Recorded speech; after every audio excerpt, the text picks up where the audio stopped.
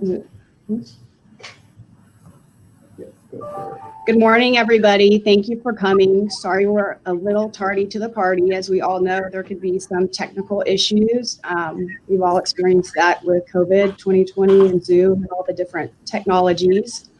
My name is Marshall Levy, and I represent Patten Title in the commercial business development sector, and will be moderating for the next hour.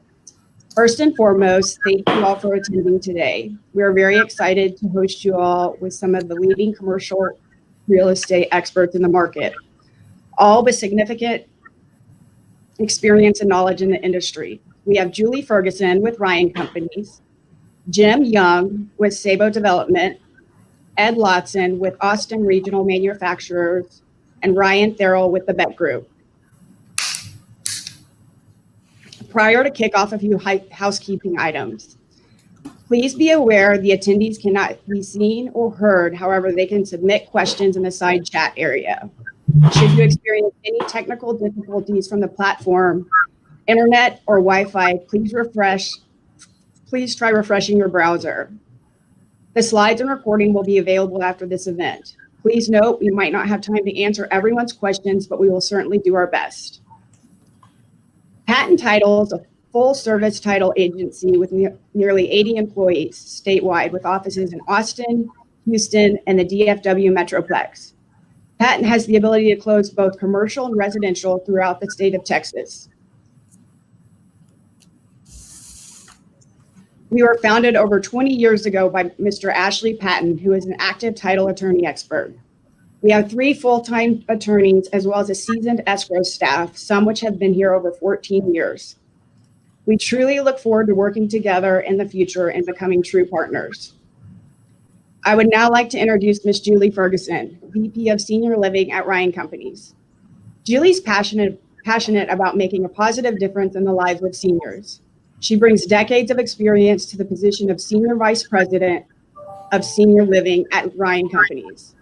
She is responsible for leading Ryan's senior living practice and strategy execution on a national level, and has developed and acquired over 655 million of senior living communities and participated in raising and deploying 112 million multi-asset private equity fund. Ferguson earned her bachelor's degree in entrepreneurship and finance and her MBA at the University of Arizona. Julie, I'm going to go ahead and let you take it from here. Great. Thank you, Marshall. Thanks for everybody for joining us today. And is Mike running the presentation, Marshall, or do I need to do that? Mike is running it. Got it. There we go. All right. Well, as Marshall said, I'm Julie Ferguson with Ryan Companies. We build senior housing. We also do lots of other things, industrial, multifamily, office, healthcare, you name it. We do a lot of it. I handle the senior living sector based here out of Austin, and excited to talk about a sector that doesn't get asked to join a whole lot of real estate panels. So thank you so much for letting me talk about this unique asset type. You can go to the next slide.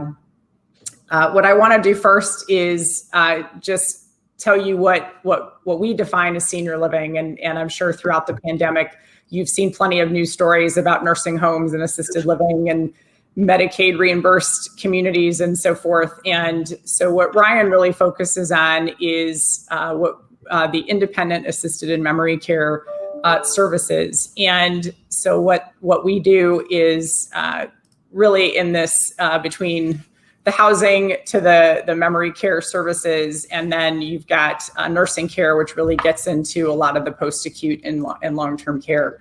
And so we don't build that, we don't manage that.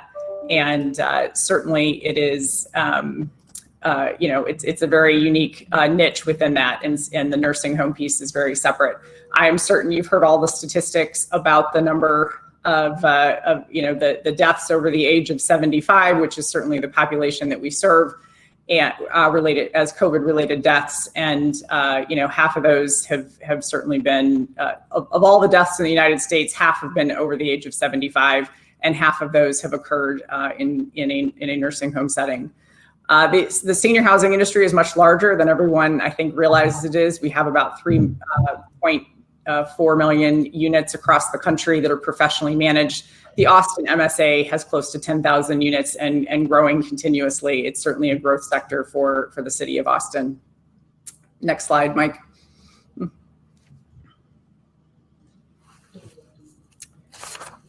And the reason Ryan Companies, as well as many other developers, operators, institutional capital have gotten into this is this demographic wave that I'm sure everybody has heard about it, that the baby boomers are aging and they will be an exponentially greater portion of our population by 2030 and continue to grow to 2060.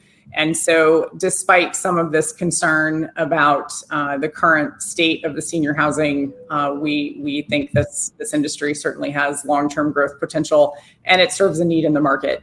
It absolutely still services residents who need our services, who can't be taken care of in other places. That being said, and you can go to the next slide. What I really wanted to do was talk about how things looked sort of pre-COVID and things looked sort of post-COVID here, as we've now been in this for over 6 months.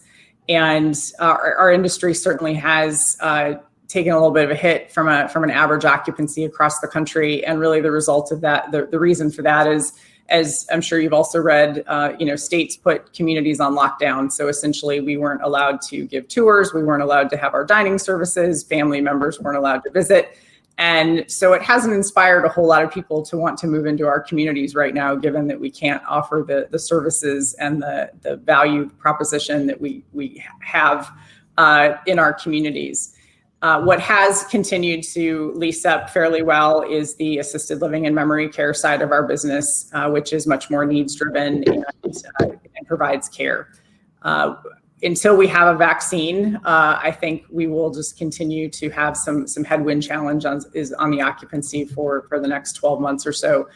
States have started allowing visitation. We've started allowing communal dining, socially distanced, of course. And so we are returning a little bit back to normal. The government has started providing testing kits to licensed assisted living communities, which is also very helpful for us to be able to monitor our employees and our residents more regularly and not have to come out of pocket for that, which has been a significant cost for us over the last 6 months as we've had to test residents. As you can see, the average quarterly move-in rate pre-COVID was 4,000 units per quarter, and the post-COVID is minus 4,350. So certainly impacting that occupancy. And of course, also while we've been in the COVID times, there's also been new communities that have opened during this time. So adding more units to the market, as well as trying to lease up the units we have. So it certainly is a headwind for us, and we're managing it the best we can, and our operators are really working to do the best they can to get folks to move in. The other piece of our equation is on the institutional investment side. This is big business, and the average acquisition activity per quarter pre-COVID was about $3 billion. This last quarter, it was about $2 billion, and they're projecting it'll go down to about 1.5 for the fourth quarter. And that is just a function of our communities tend to trade once they've hit stabilization. And since we're struggling on the occupancy side, they're just not reaching that stabilized factor. And so certainly that market is less attractive today. The piece that has started picking up is what we would categorize distressed projects. So folks that are have just decided they don't want to weather the occupancy storm and decide to sell early. And we're starting to see a little bit of that pickup. The good news for our industry is, and I only say this because the occupancy is down. Normally as a contractor and developer, I like to see construction starts booming. But the average construction starts, dropped from 5,000 on average for the last couple quarters to 2,750, and that's really a result of the debt markets being much tighter as far as getting construction loans, which I know is not unique to the senior living sector. And so what it's done is delayed a whole lot of projects across the country. We've been very fortunate here at Ryan that everything we had on the books for 2020 is still proceeding. albeit a couple of those will bleed into the beginning of 2021 from a closing perspective, but we've been fortunate enough to be able to continue forward with our projects. And then this average construction cost increases, we were experiencing about a 2.5%, and right now we're still experiencing an increase of about 1% as we are signing up GMPs. And for us, that's a win because we've been in the 2.5% a quarter for quite some time. We're pretty excited about the 1%. If we can get that to be flat for a couple quarters, we feel really good about it. Certainly, from a cost perspective, we experienced something this year that we've never experienced before, which is personal protective equipment for our caregivers and our employees, and as well as our residents, as well as hero pay to our caregivers for continuing to do the work that they do with our residents. And so we're averaging about $192,000 a month, which is a big deal when you look at the bottom line and look at your cash flow.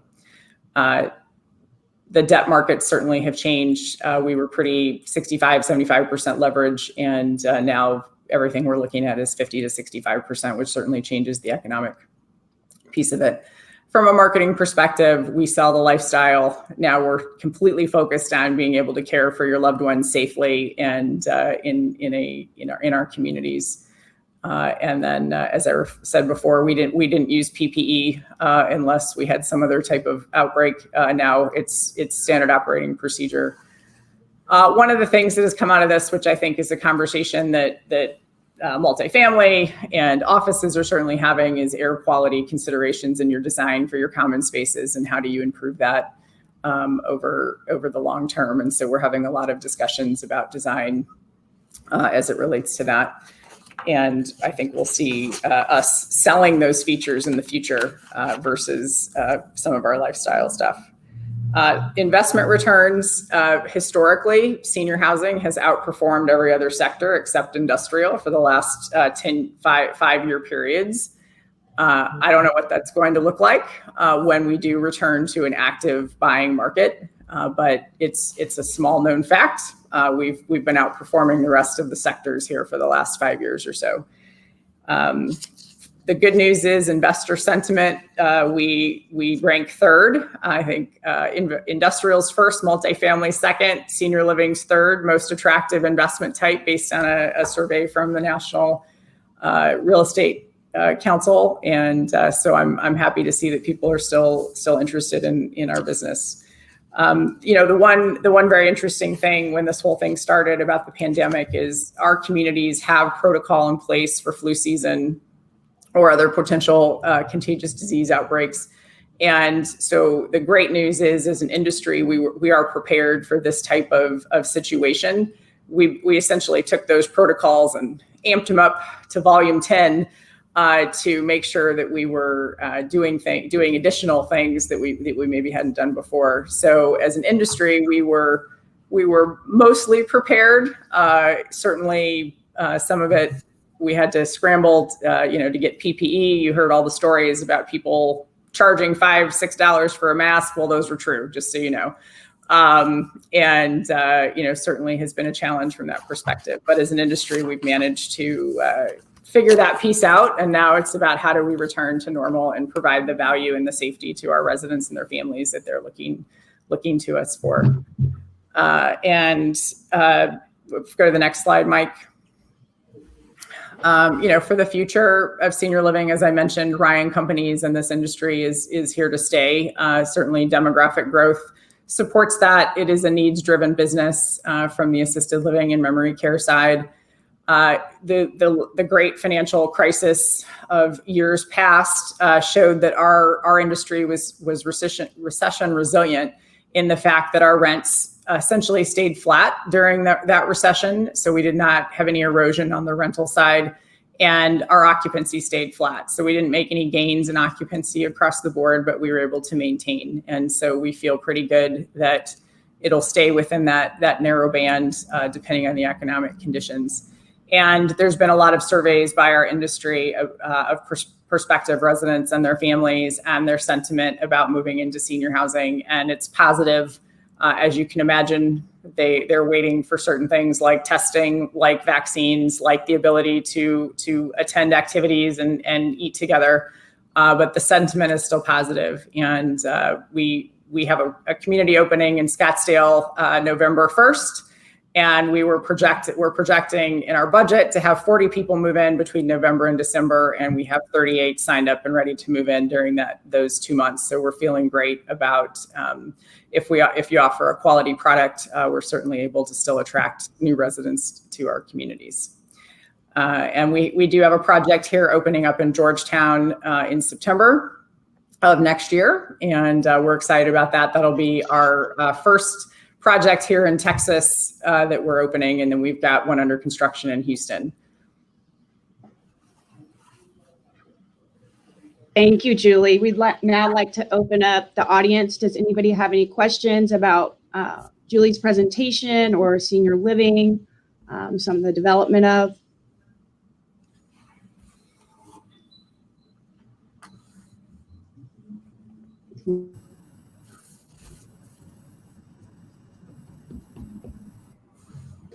It's just a button at the bottom. I actually have a question myself, Julie. Can you share anything about the redirection of the air ducts and what y'all are exploring on that? Yep, we're exploring a few different things. One is creating more natural air return into the common spaces, so there's just more volume of air being exchanged throughout the day. The other is actually providing UV lighting in the duct system itself that helps clean the air and destroys airborne viruses as the air moves throughout the building. There's another option that is an individual unit option that is essentially an aftermarket product that you attach to your air intake on your system, and then it filters it at a higher level than a regular filter does in an air conditioning unit or an HVAC unit.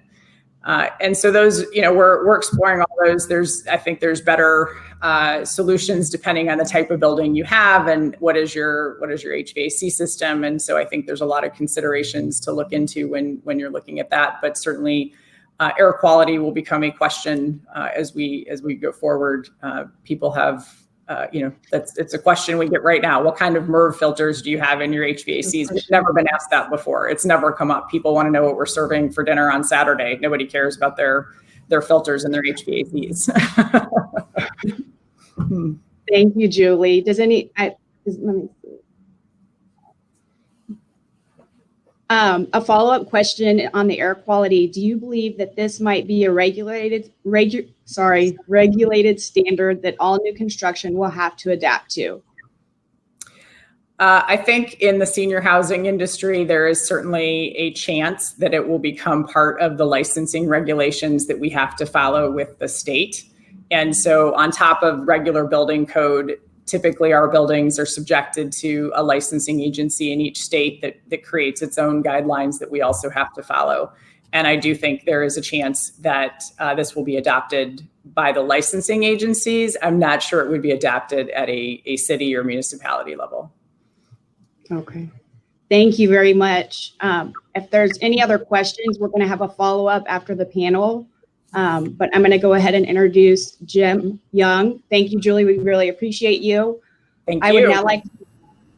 Thank you. I would now like to introduce Jim Young, who manages Sabot Development, an Austin-based real estate firm. Jim has participated in the development of over 100 projects as a broker, partner, and a principal. These range from net lease, single-tenant, retail center to multifamily. On the development side, Jim's work has resulted in multiple sites to build 300 to 400 unit mixed-use apartment complexes in downtown Austin and in San Marcos, a 66-story downtown Austin high-rise, and a new South Austin hotel. Currently, he is entitling new construction apartments in East Austin, a 350-unit light rail station apartment complex at North Austin Lakeline Station, and a high-rise adjacent to San Antonio's Riverwalk and Pearl District. Jim is a graduate of the United States Military Academy at West Point and served as an ARMA officer at Fort Hood in Texas. Jim, I'll let you take it from here. Thank you very much. I appreciate it. My briefing won't be as in-depth as Ryan Company's was. Mine's more of an intro, and then I've got some comments and topics to go over. And I would love when the questions come, if Ryan or anyone who's also in the construction field or would like to jump in, that would be great. So what I've got up here is just a little bit of our background. Our company, Sabot Development, is a primarily multifamily developer. We do a lot of work with obtaining land, entitling it, a lot of times doing a rezone or a value by bringing either additional entitlements like water, sewer, electric, or other entitlements to the property. And then about half of the time, we will either sell that land or partner with someone, and we kind of cherry pick the ones that we think are just our favorite to keep and then develop and build. So some of our projects, I have two kids, a 7-year-old and a 9-year-old daughter. And my third kid is the one here on the top right. It says Tobin Hill Residential. That is a property where we assembled about 7 parcels and then rezoned them, changed the height limit, and took off an overlay so that we could build a 120-foot building next to the Riverwalk in San Antonio and the Hotel ARMA. We're doing some other multifamily with mixed use up at a light rail station in North Austin, near the new Apple campus. And then we have some holdings in downtown Austin. So if you go to the next slide.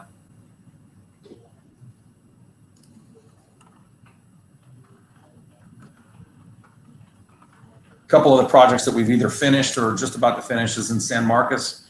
We did a student housing project that was 175 units with all steel modular. It was the first type 1 metal building in Texas that was made with all modular. And then we're finishing up a cold rolled formed steel Aloft Hotel at Ben White I-35. And then next slide.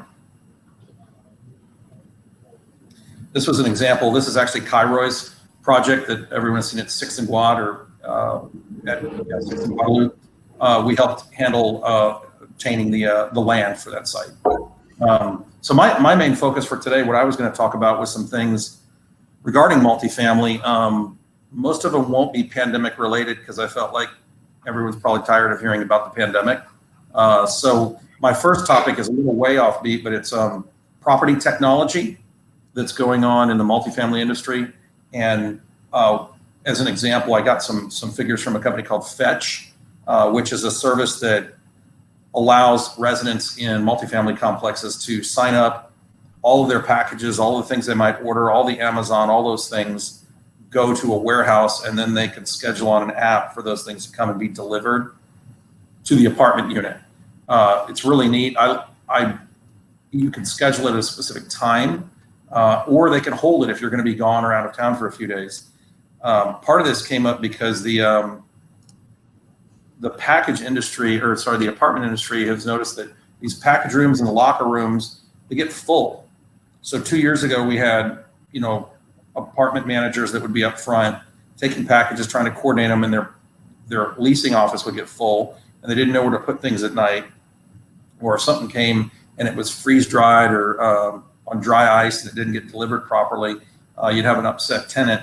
So we went to these package lockers, but I've been to apartments where you might have 2 or 3 Amazon and UPS and FedEx people all waiting in line to get into the locker room, and then tenants backed up behind them. So there's kind of been this trend now for property tech to solve a little of that, where it is more of a concierge where it goes all the way to your door, and they can drop that off. But that's because year over year, they saw that in May during quarantine, we saw package delivery usage go up by 58%. And by June, it was 63%. And I'm told that when the numbers come out for this following month, we're going to be over 100%. So in other words, people double. And I think that's only going to get even more prevalent in the years as people realize how convenient it is. As far as rents, I've heard some stories about downtown Austin being like a canary in the coal mine for the rest of Austin, and that there's been reports of 20% vacancy and things like that. I actually talked to a few people who have downtown buildings and downtown complexes, and what that really was there were some of the short-term rental companies had leased entire blocks of rooms. sometimes 10 or 15% of the whole complex, so that they could furnish them and then rent them out short term. And some of those companies just left when the quarantine happened. They just left, and so all of those units had to kind of be backfilled and shadow filled. Interestingly enough, there's now a whole like second wave of people wanting to use those for either part-time offices or other things, or first responders who want a place to stay as opposed to home. But for a while, it was a big deal. But conversely, I spoke to someone the other day who told me they lived in one of the downtown apartments. They work in Austin and up in the Northeast, so they've always maintained a unit here. And they got their renewal the other day, and it was at a 5% renewal, a 5% increase. So I think a lot of that is happening because of the migration that we have here in Austin. And I got some of these figures. If you want to get any of these same figures, they're on the Chamber of Commerce website, the Austin Chamber of Commerce. But we typically, for the last 10 years, have gained about 30,000 new residents per year. And we're still on track with that, even with the quarantine going on. But the interesting thing I found is that most of our migration is from other Texas cities. It's not from all around the U.S. The majority of our migration is just people in Texas moving to Austin. But if you are looking at people outside of Austin moving to Texas, it's primarily the obvious ones: New York, Los Angeles, California, and Chicago area. So a couple things I'll say is, one thing that is, as a company that entitles things, and then we develop, maybe 20% of those things we entitle. I've noticed that during COVID, the entitlement process has been very smooth, surprisingly smooth. In some ways, we almost can get things done faster now by electronic submission than we used to by meetings down at the Development Assistance Center. So if you're in the development business, I certainly think it's a good time to be entitling and developing things.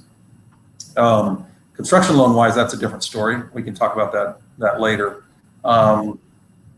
But the biggest thing I've seen is that we're doing is trying to create more outdoor spaces for people, and to make those spaces that are indoors more semi-private, as opposed to like a big giant kind of co-working room. So we have put in sort of, I could call them like a pod, but areas where they're like a co-working space built in, or we've added 2 conference rooms instead of 1 conference room at the complexes that people can lease if they do need to have a meeting with someone and they're working from home, which most people are, and they can get out and have a meeting. But instead of having the large giant conference room and only one of them, is to have smaller ones. And then the other thing we've done, similar to Ryan Company, is we've looked at putting ultraviolet devices in all of our air conditioning systems for the common areas. Just so that there's something we can do to help prevent any future outbreak that might come along. And I'll yield the floor. Okay, I'm going to open it up to the audience. Do y'all have any questions for Jim?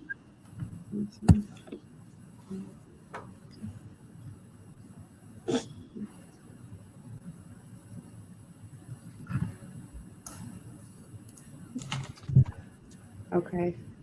Well, I have a question. I'm going to be selfish. As far as what Julie had mentioned with the redirection of the air ducts, you had mentioned it's going to be on the common areas. Will it be going into the individual units as well? Right now, we're not looking at putting the UV in each individual unit, but the individual units have their own separate AC systems, as you know. So there's typically not a sharing of air in a unit versus the common area. Okay. Anybody else have any questions? Marcel, am I allowed to ask a question? No, I'm just kidding. Yes. Jim, I'm curious. It looks like you're building stuff all across Texas. What's your perception of being able to get projects done in Austin and surrounding area compared to other areas? Well, I feel like San Antonio is certainly the process is faster, significantly faster, almost to the point where I feel like I have to slow down my architect because I'm not used to moving that fast. In Austin, it does feel like it takes longer, but candidly, I feel like during the quarantine, Austin I feel like we've almost been able to speed up or compress the time it was taking previous to that. So I would plan, in San Antonio, we did a rezone and a full site plan approval in under 9 months, and all of it simultaneous.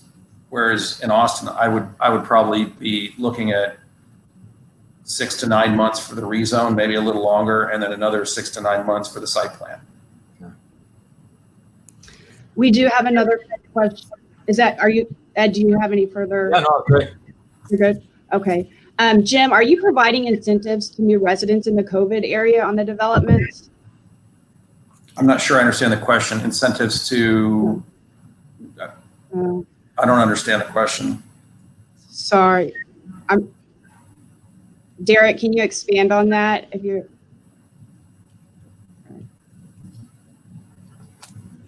We will move on from that then. Thank you, Jim. I appreciate your presentation. We're going to open it up to Ed now. I'd like to introduce Ed Latson, who's the founder and executive director of Austin Regional Manufacturers and Association, a trade association focused on strengthening the manufacturing community through advocacy, workforce development, and networking. Members include some of the largest employers in the area like Samsung Semiconductor, Applied Materials, NXP, ICU Medical, and National Instruments, but also small and medium-sized companies as well, from diverse sectors like food and beverage, bio, automotive, printing, and metal fabrication.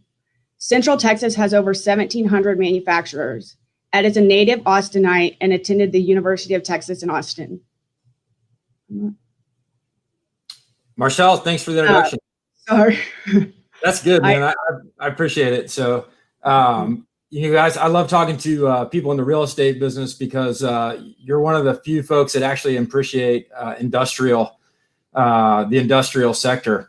And, before we get going into maybe how COVID has impacted the industry and what to expect, I wanted just to cover a little bit about what's already here in the region and, kind of set the landscape, because I grew up in Austin. I know a lot of you are from Central Texas, and, we see ourselves as a technology town, but a lot of people think that technology is internet companies and software. What they don't know is that there's a ton of hardware being made right here. So if we can start the deck, I usually like to open with the question, why is manufacturing important? And I think this is most relevant now than it's ever been, because, we've been exposed in this country of not having domestic capabilities to even provide basic protective gear for our population. And I think there's several sectors where we need to examine what are we able to provide for our country. And those are really around energy, defense, medical supplies and pharmaceuticals. We need to make sure that we can have a strong industry here in the United States. And I think the positive about that is Central Texas is really poised to own a piece of a lot of those sectors, and already does. Another reason why manufacturing is important is because there's a huge economic development impact whenever there's a plant that gets built or is in operation. And I think there's no better example of that than what's happening in East Austin and Del Valley right now around that Tesla plant. And we're going to see over the next 5 years, massive economic change. And that's just from, one major company moving in. So, we've been fantastic at creating jobs for people with college degrees in Central Texas. And I'm talking about those, high-end Google and Facebook jobs that come in. But industrial jobs provide opportunity to everybody, from PhDs all the way down to people with GEDs. And it's really critical as we have a balanced economic development policy that we support industrial and manufacturing.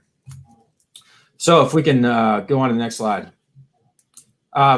Contrary to a lot of belief, manufacturing is thriving and really strong here. We're actually the second leading contributor to area GDP. And, I expect that to continue to grow over the next 5 years. I'm really bullish on what's happening in Central Texas. The Chamber of Commerce in Austin does a great job, and they are our chief recruiting body, and they work with all the surrounding regions to attract these companies moving in. And out of 80 hot leads, they have 80 companies that are actively interested in moving to Central Texas. Half of them, 40 of them, are manufacturers. So other companies looking at site selection are really seeing this as a strong area to establish a business and grow. And the reason why we're attractive to people, I think largely is why we all like to be here. It's the quality of life. It's the central location of Texas geographically, so you can distribute products, but also it's the workforce. There's a fantastic manufacturing workforce here that can really step in and provide the skills companies need. So we can go to the next slide. This was mentioned in the introduction, but I'll go ahead and just cover it again. There's 1,700 manufacturers here, and we'll talk about who some of those guys are. But I think there's two interesting facts about that. One is 1/3 of our major employers are manufacturers. 1/3 of the major employers in Central Texas are manufacturers. And we'll look at a logo board in a moment, and you can see all those companies. But the other interesting fact is that the average size of employees, average number of employees per company is 33. So what you're really talking about is a community of small and medium-sized companies. All of this sector employs 65,000 people. And even during the last 3 months and the headwinds from COVID, we've added over 3,000 jobs to the sector. So still continue to expand and grow. And we recently surveyed all our members, and 80% said they're at pre-pandemic levels or better. And 60% said they are hiring and plan to continue hiring through 2021. So I think it's a really strong indicator that this is a segment of the economy that's going to lead us out of recession and the doldrums caused by COVID. So just to cover the other facts on the slide, 53% of the jobs in manufacturing are classified as very high tech. We have a really advanced manufacturing community here. 1,700 companies doesn't really compare to the 5,000 companies in Dallas or the 5,000 manufacturers in Houston, but it is the third biggest sector. What really sets us apart is the type of manufacturing here. It's very advanced, a lot of computer and electronics, a ton of semiconductor equipment and chips being made here, which require a high level of skill. And that means a higher wage for the people that work in these companies. And actually the average wage in a very high tech manufacturing company is $118,000 a year. So, we're talking about a really good job and something that can get somebody out of poverty and in the middle class. We'll go to the next slide. Yeah, so I mentioned, 1/3 of our major employers are manufacturers. I suspect that surprises people, and you look at this logo board, we all know these companies and we just refer to them as technology, but these are all classic manufacturers. And a lot of these companies are going to be critical in keeping momentum in Central Texas in our economy. And I want to point out just 3 right here. And, the first one obviously is Tesla, right? What a lottery win for us and especially for Del Valley. It's going to be extraordinary to see what's going to happen there. And I don't know how public it is, and I don't even know if it's for certain yet, but the speculation is that they are not only building a automotive plant there where they're going to build trucks and their Model Y, and including semi trucks. They're also building a battery factory. And again, this is not confirmed from them, but this is the word on the street. So what you're going to have in a footprint in Del Valley is what Tesla currently has in Reno, Nevada, and in California combined. And, they announced 5,000 jobs as a projected hire in the next couple of years. I think it's going to be double that. And I think the investment in this region is going to be double what they're claiming as well. Another interesting thing that happened in Reno when they opened their battery plant is over 100 suppliers moved in to support that facility. So, that's the $1 million question, right? That's what everybody wants to know is how many suppliers are going to come in to support Tesla. And I imagine all of you in the broker tenant space are really hoping to get a piece of that, and we hope you do as well. So another big announcement this year was BAE Systems, right? And they've been here for 15 years at least, and they recently announced a $250 million expansion. They're going from 600 employees here to 1,700. And I believe they're opening a new facility off Palmer Lane. And, it's just another great example of how manufacturers are thriving in this area. The last one I'll talk about is Applied Materials. And I'm not sure how familiar you are with Applied, but they make semiconductor equipment. So they make the tools that go into Samsung Semiconductor, NXP, Infineon, Intel, and they make chips. Those tools make chips that go in your electronic devices. Every piece of electronics in the world passed through a piece of equipment made at Applied Materials, right? So that's pretty interesting that this is here in Austin, Texas. And they have probably the biggest supply chain currently out of any other major manufacturer. There's probably about $300 million in local supply chain spend coming out of that company. So if you think about small organizations like Athena, Cortec, Paradigm, like all these companies are supplying them Applied Materials, and they are forecasted to continue to grow and do really well over the next 5 years. So it just bodes well for the region. And everywhere I look in manufacturing, I'm excited. I feel like we have momentum, and I think that's going to continue and accelerate through 2021. So I'll leave it there. Thanks, Marshall. Thank you, Ed. I appreciate your presentation. That's some great information. Prior to moving on to the questions, I want to apologize for the confusion on the previous question to Jim.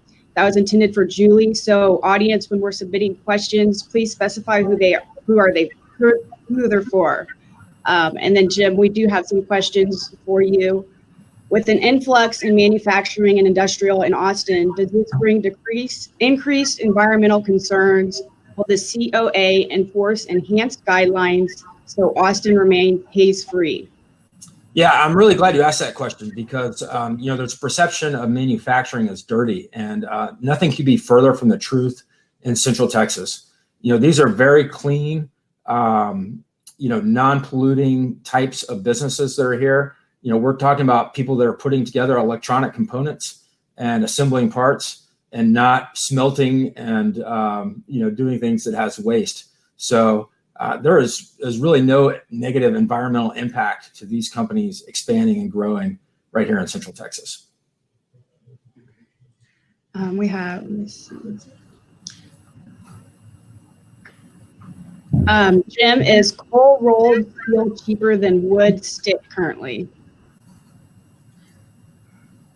That's sort of like asking if you can buy a suit for Jim Young that would also fit Ryan Therrell. Probably they're just two different things. So what I'll say to not spend 30 minutes on it is that when you're building below 60 feet, you're generally going to need to stay with wood. And when you start to get at 60 feet or up, you start to look to transition. And when you get above 90 feet, it starts changing dramatically. So it's a real big analysis. But I think what that person is asking is because wood prices have gone up so dramatically. But what people need to understand is those were spot prices and are spot prices, so that if you're building right now and you need to buy your job out right now today, then today it's significantly higher for the price of the wood that you need to buy than it would have been, say, 6 months ago. I wouldn't say that steel is less expensive than wood right now, though, as a general rule.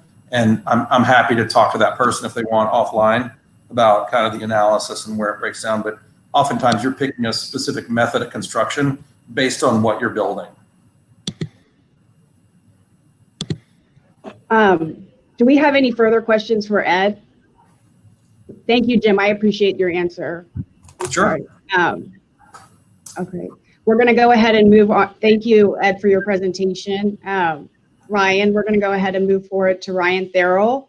a partner as well. Ryan is with the BECK Group. He's a partner as well as the Director of Client Services. The BECK Group is an international design and construction firm. His career at the firm spans 18 years, where he has worked on some of BECK's most notable projects. Today, he is responsible for over $1 billion in sales and propelled BECK's Austin operations from $50 million to over $200 million in annual revenue. Therrell is an engaged member of his community who serves on multiple leadership roles outside of BECK. He is also a graduate of Texas A&M. Ryan, I'll let you take the reins. Well, hopefully there was some whoops after hearing that. And Ed, it's good to hear from another native Austinite. So I am from Austin, and it's good to learn that about you. Thank you, everybody, for your time today. I wanted to go through and give you a little bit of an update on what's happening from a construction pricing perspective. Where are we at in the market?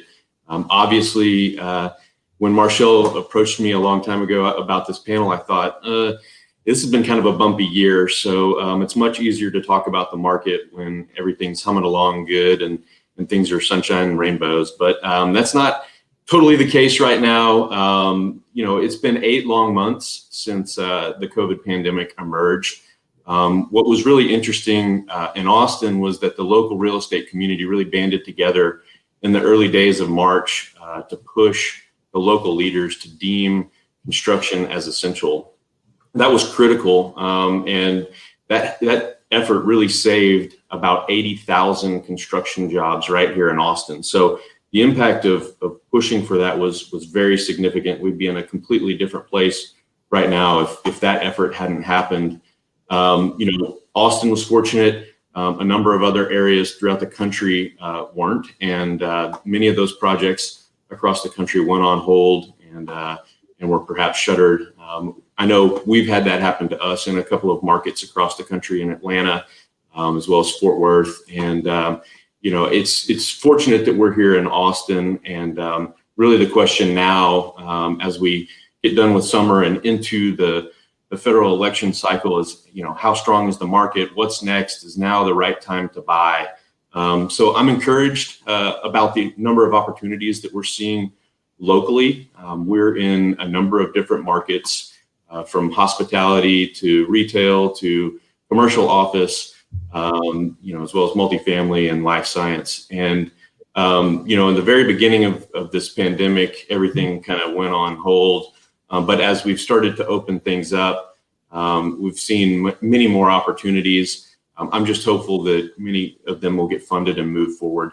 There's no question, just generally, COVID has had a negative impact on certain projects. Other projects, it's not been a problem. We had a couple here that went on hold indefinitely. We're hopeful that they'll be able to come back as we get through the election, things start to turn in 2021. The market is still very busy. With construction, we're a lagging indicator. We're usually the last out of a cycle. And so there's momentum already built in based on what was already being constructed. But March, April, May, June, there was a big dip in the number of opportunities, and that's starting to work its way through the different builders and the subcontractors based on what happened with projects that they had been planning on. We get reports of a lot of tire kicking. We're certainly seeing it in our design practice. The amount of feasibility studies that we've been performing for developers and property owners through town has increased dramatically. They're all looking for how to maximize, their property and understand what the prices are with construction pricing and material pricing. Obviously, Tesla has had an impact on our market. They have their own construction operations, as well as they've got a couple of general contractors that are out there, and they've got a very aggressive timeline. So they've been direct contracting with a number of the subs, and things are happening there that is having an impact on other clients who may not be able to have as much stroke as Tesla does. I'm glad we're in Texas. And especially in Austin, because like I said, it's been a different situation than other markets throughout the country. Last week, I was talking to a major general contractor that does a lot of work in the New York City area. he told me that there were 42 towers on hold because of COVID and had no idea when they were going to get started. So in other parts of the country, it's a dramatically different situation. As far as pricing is concerned, we're not really seeing a wholesale drop in pricing. So, maybe at the beginning of the pandemic and you had oil prices dropping and there was a lot of speculation that, we might see a 10 to 20% drop in pricing. That really isn't materializing. We're seeing some decline, but nothing like a wholesale, plan on 10 to 20% reduction in cost. In fact, what's happening is we're having some material price increases. Aluminum, there's a national shortage that's having an impact on pricing. Lumber, which was mentioned earlier, a 30% increase in lumber pricing due to mill shutdowns and the residential boom. Glass, we've seen an 8 to 12% increase due to logistics and labor associated with creating the glass. Structural steel as well, there's a lack of scrap, which is having an impact on the pricing. And then just Monday, every major gypsum board manufacturer announced an increase of 10 to 15%. So I highlighted these because there's an increase based on certain manufacturing requirements. They may have been shut down earlier in the year. They're trying to regain some of the lost profits that they might have had. And then there's been a dramatic increase in the residential demand. Subcontractors, their margins are tightening, and some of the subs are getting aggressive with their pricing in order to fill gaps that have come up in their operations.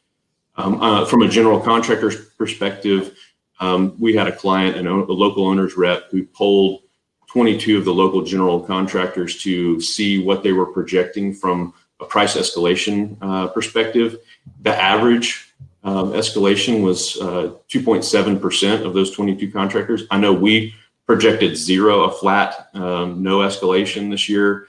But as you kind of broke down the different market sectors, multifamily was 5.5% projected escalation. Tinted interiors was a 5% escalation, and then traditional core and shell was 2.28%. Now, this poll was a month or so ago, but I think it still holds true. And just the fact that there was so many general contractors locally that were providing input, and we're the ones that are always asked, well, how are you doing on escalation? What are you pricing? And for years, it's been 4, 5, 6, 7% a year, and so it's down, but still there is some escalation. We also stay in touch with our trade partners. We want to know, what's happening. We recently, last month, polled 28 of our subcontractors just to find out about labor and material costs, their current workload, their backlog, their forecast. And it was very, very interesting because in regard to labor, the pandemic has had a highly varied impact depending on the company's size, the type of project, the industry sector. But there were some companies, we have 8 that reported layoffs, furloughs, wage cuts, 2 that had those on the horizon, but 16 that had not initiated any layoffs. They have a current backlog that's strong, and 2021 is looking strong for them. So, which is good and positive. 24 of those companies said that there's some gaps in their workload. So that's, to my point earlier, it's our responsibility as general contractors to get in there and understand who the subs are, what their workload is, and try to take advantage of a buying opportunity for our clients. 16 of those companies reported that their backlog was strong and they remain positive for 2021.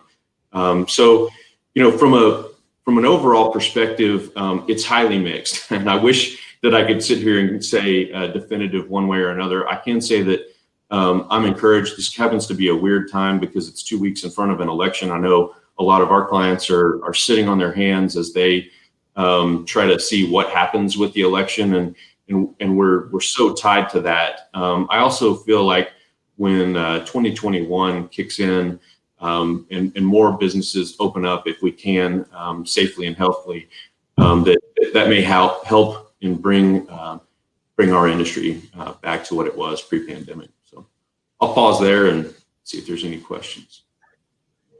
Thank you, Ryan. That was a great great information. Let me see. Does anybody have any questions that they want to ask Ryan? It's down at the bottom right. Ask a question. Or does the panel have any questions for each other or questions? I have a question for Ed. Go ahead. Is that- I'm sorry. Can I go ahead? Okay. Yes. All right. Ed, you mentioned there's you mentioned that there's 1,700 companies in Austin that are manufacturing and 5,000, for example, in Dallas. What kind of things would Austin need to do? So, I mean, it seems like that's a lot of opportunity. 3,300 potential catch-up employers. What would we need to do here to bring even more of those employers? You know, that's a great question. I think that that process is happening here. I had a conversation about that with somebody earlier this week, and their thought was that, Dallas has been a crossroads in a developing economy for, longer than Austin has. And Austin really started hitting its stride. I don't know.